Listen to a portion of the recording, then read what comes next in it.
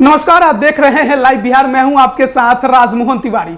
तो बिहार के चुनाव का जो रन है वो शुरू हो चुका है और तमाम राजनीतिक पार्टियां अब प्रचार प्रसार में लग गई है। लेकिन इस चुनाव में जहां पर लोजपा ने कहा था कि वो जदयू का नुकसान करेगी, लेकिन एक सीट ऐसी भी है जहां लोजपा के उतरने से राजद को अपना जो किला है वो ढहता नजर आ रहा है। जी हां, हम बात कर रहे हैं महिषी विधानसभा सीट की, जो कि सहरसा जिला के अंतर्गत आती है। इस सीट से लगभग 1995 से अब्दुल गफूर जीतते आ रहे थे, केवल 2005 को छोड़कर। उस समय वो जदयू के उम्मीदवार से हार गए थे।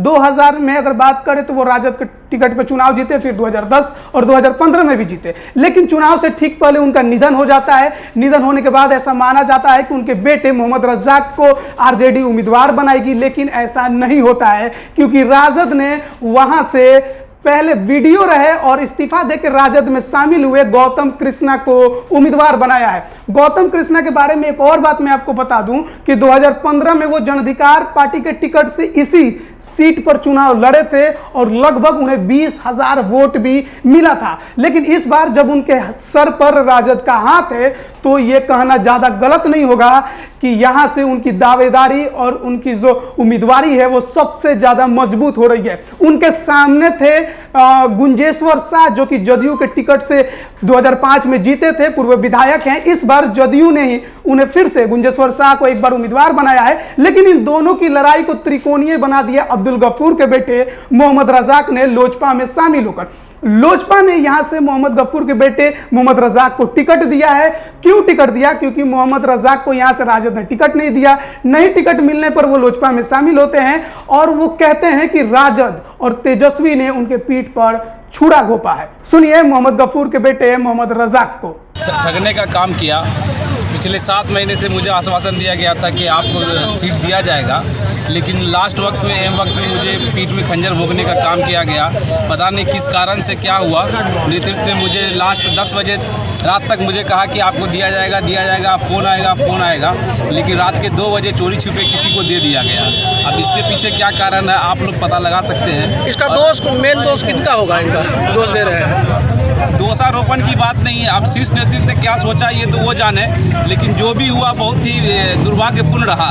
इस क्षेत्र में बाहरी को लाकर दे दिया गया। अगर इस क्षेत्र में अगर यादव को ही देना था या दलित को ही देना था, इस क्षेत्र के वासी को देना चाहिए था।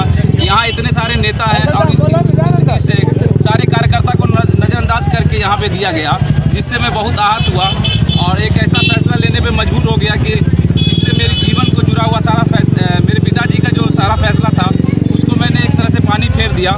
लेकिन मैं पूरा प्रयास करूँगा कि इससे एक नए सिरे से शुरुआत करूँ।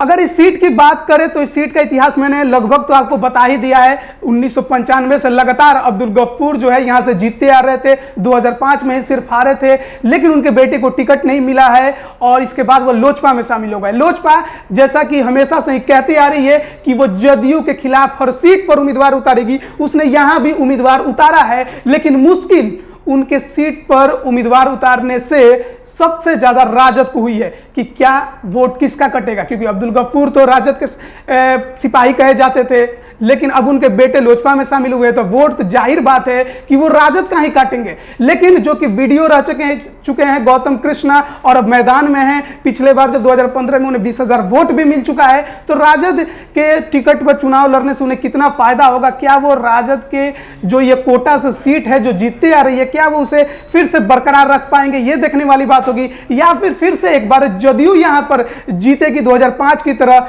या फिर लोजपा जदयू और राजद दोनों को हराने में कामयाब हो पाएगी। यह तो खैर चुनाव परिणाम जब 10 नवंबर को आएंगे तो पता चल जाएगा। लेकिन फिलहाल महिषी विधानसभा सीट हॉट सीट बन चुकी है। आज के खबर में इतना ही। खबरों में लगातार बने रहने के लिए चैनल को सब्सक्राइब करें, साथ ही बेल आइकन की घंटी जरूर दबाएं। धन्यवाद।